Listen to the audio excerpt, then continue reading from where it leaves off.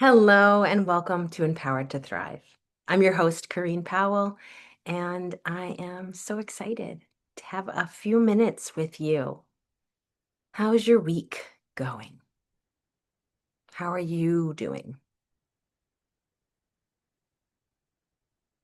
Pause and notice the sensations you feel in your body.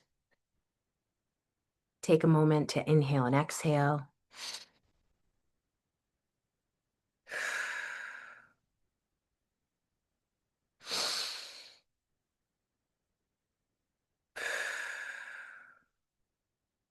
You deserve a moment. You always deserve a moment. Take it for you right now.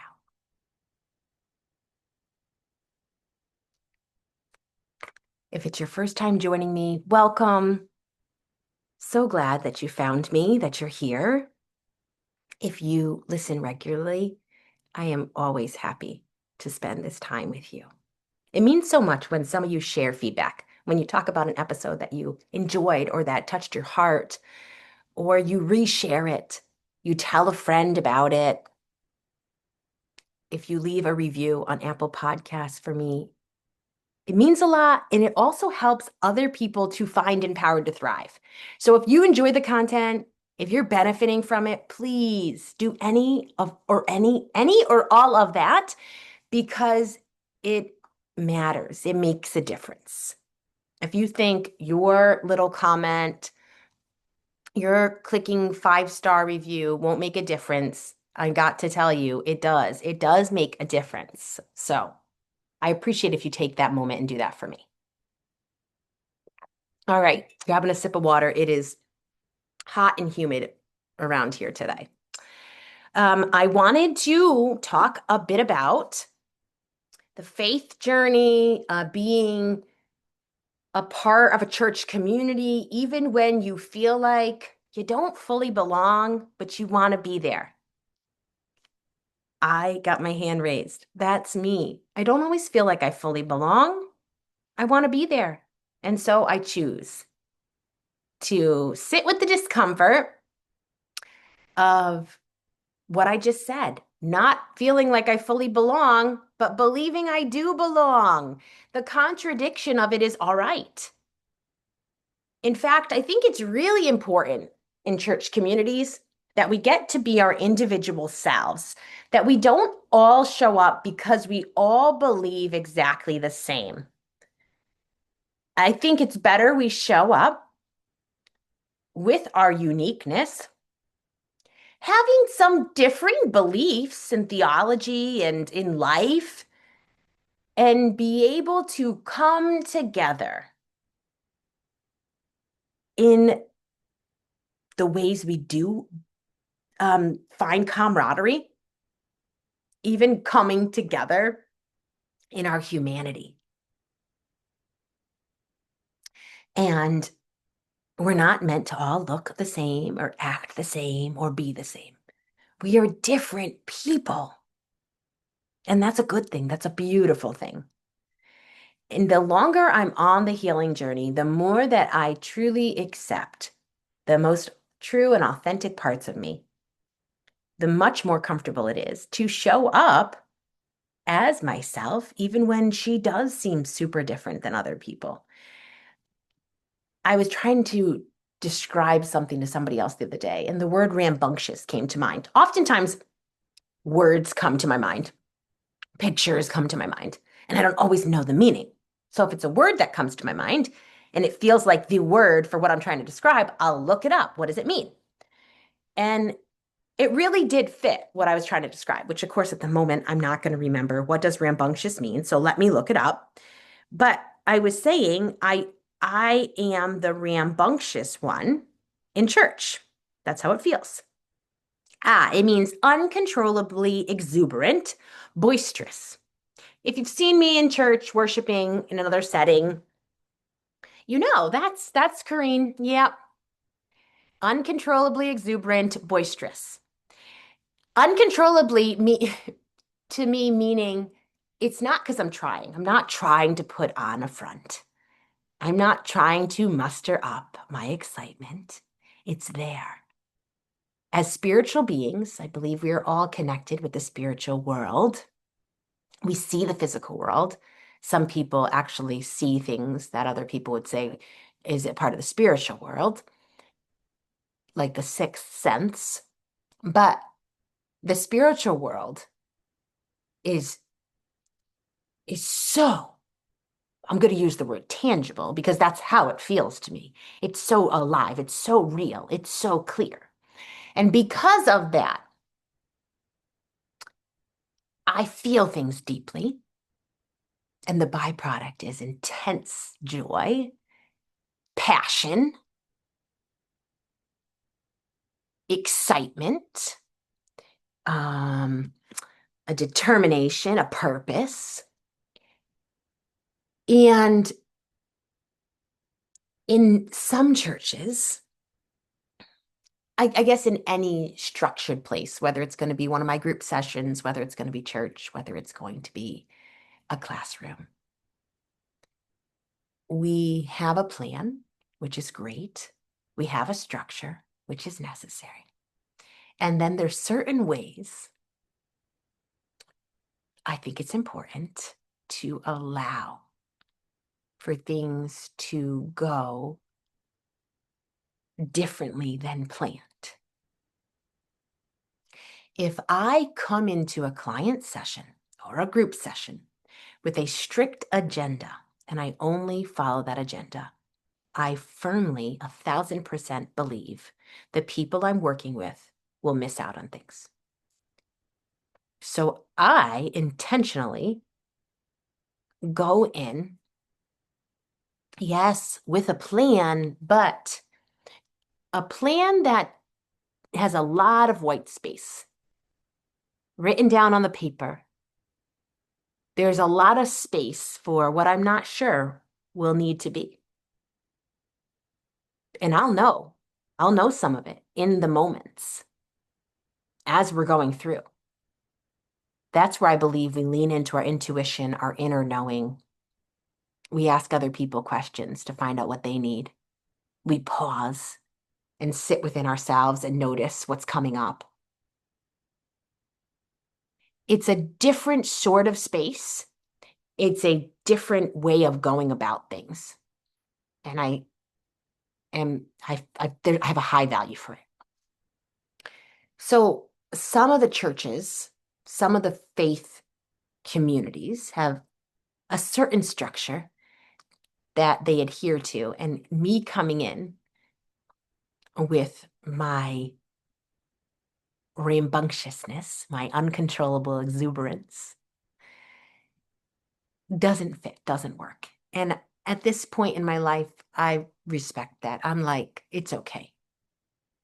It's not okay, but it's okay.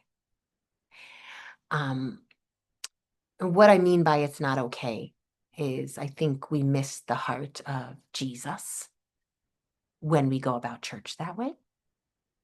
Um, but I do have a regard for structure, for rules and regulations. I'm actually a very strict rule follower and have had to recognize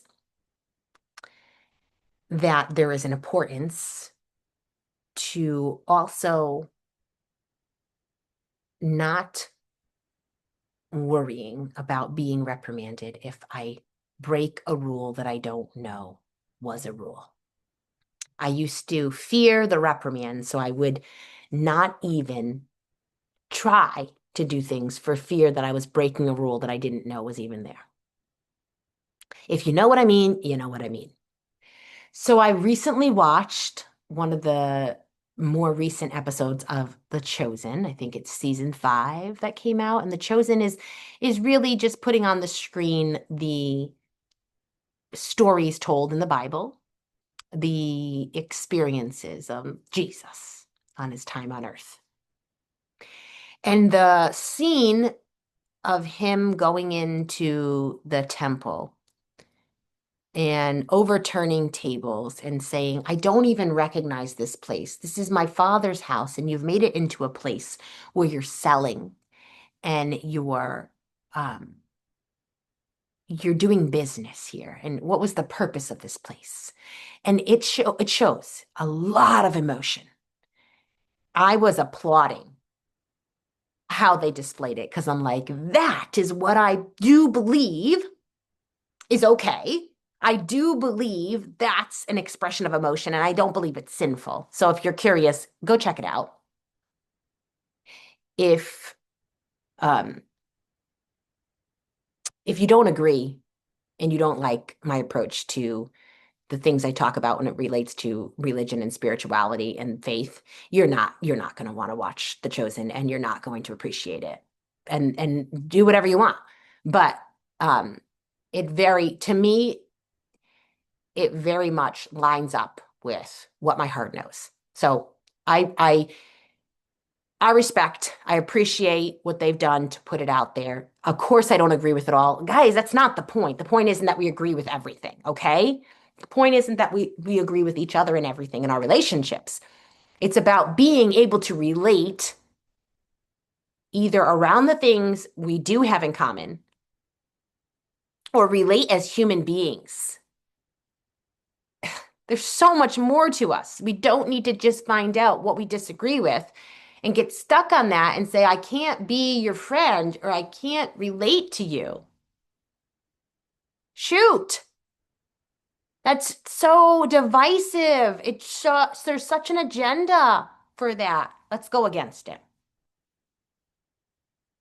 So, um, I think what's the point of what I'm even bringing up? I think the point is, actually, there's probably a gazillion points. One of the points is stay doing the uncomfortable thing. Live in the contradiction. I don't really feel like I belong, but I do feel like I belong and I want to be there. Wherever that place is, okay? Sometimes people attend a church service at a regular church service time. Other times people find other forms of connecting with people who have a connection around their faith, their spiritual beliefs, their spiritual experiences. It doesn't need to be either one, it could be any. But too often, whether it's in church, whether it's regarding our faith, whether it's regarding relationships, feeling emotions, going through our days without choosing to numb out, without choosing the addictive patterns. So often, this boils down to being able to sit with the discomfort, to do things even when they feel uncomfortable, and to heal through it. I've now been a part of a church community for the last year and a half that I've experienced so much healing by being there. Not once have I been told how you show up needs to change. That does not mean that everybody loves how I show up. In my uncontrollable exuberance, my rambunctiousness, there are some people who are turned off by that. My 9-year-old was just telling me about how some people are like, why does your mom like dance like that? Why is she weird when she's worshiping? And I feel for my 9-year-old because that's hard. That's hard to feel shame, to feel like I want to be liked by my friends, but if they think my parents weird, then they might not like me. She doesn't want people to be afraid of my dreadlocks. Um, I'm not sure what all has been said to her about them, but she definitely has opinions and feelings around them that I would imagine in some ways have come from the comments other people have made. Now, I'm used to filtering these comments. At one point, these things hurt badly. They still put a little bit of a fire in me. They basically ignite this story in me that says, we need to accept people who are different, who don't look typical, who don't act typical. I'm passionate about that. So that still lights up in me. But at one point, I would have felt like who I am, how I show up is bad or wrong, that I need to change, that I need to hide. And I had to work through that for a lot of years, worshiping in churches, being a part of faith communities that I didn't quite fit in, but I was showing up authentically. And you and I might have differences on what that means. And you might say showing up authentically doesn't have to look like that. And I am certainly not here to argue. Because bottom line, if I get one life to live, and I hope that in the afterlife, and I believe that there's going to be much my spirit's doing in the afterlife, but I do not want to live my life underneath the mindset, within the mindset of some other person who says, you can't be authentic like that. That's inappropriate. Sorry, not sorry. I'll be me. I'll make the impact on the world that I'm intended to make.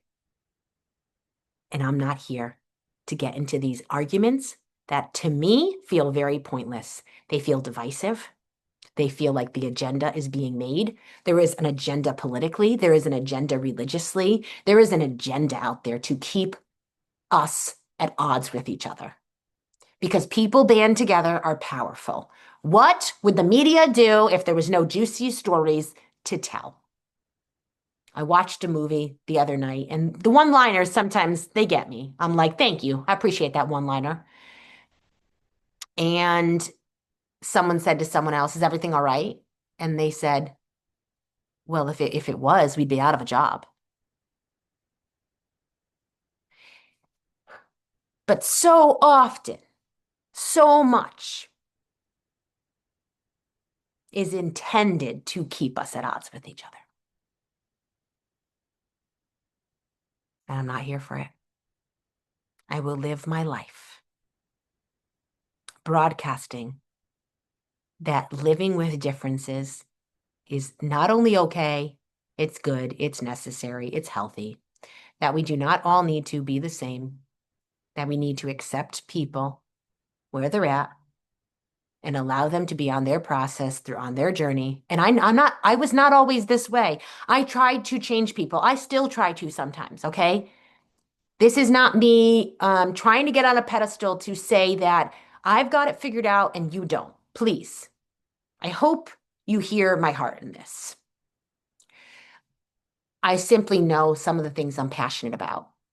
And it's scary and risky still to be a part of a place where I feel like sometimes I don't belong. I don't agree with everything. If they only knew what I really did agree with, would they want me to stay? And then I realized, you know what?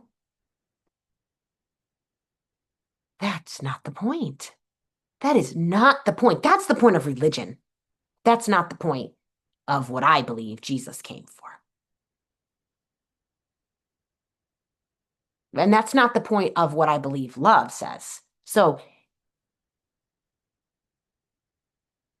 even if you don't believe in Jesus, when you think about love, I mean, what does that mean? I want to live in love.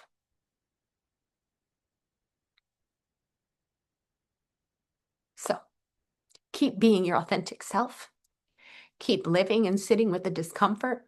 Reach out, process through, do the inner work with someone who is skilled, who is safe, who understands trauma and not the trauma we think, the trauma that's just been a part of everyone's life that we actually don't always name, the emotional neglect, the ways that parent figures did not show up emotionally.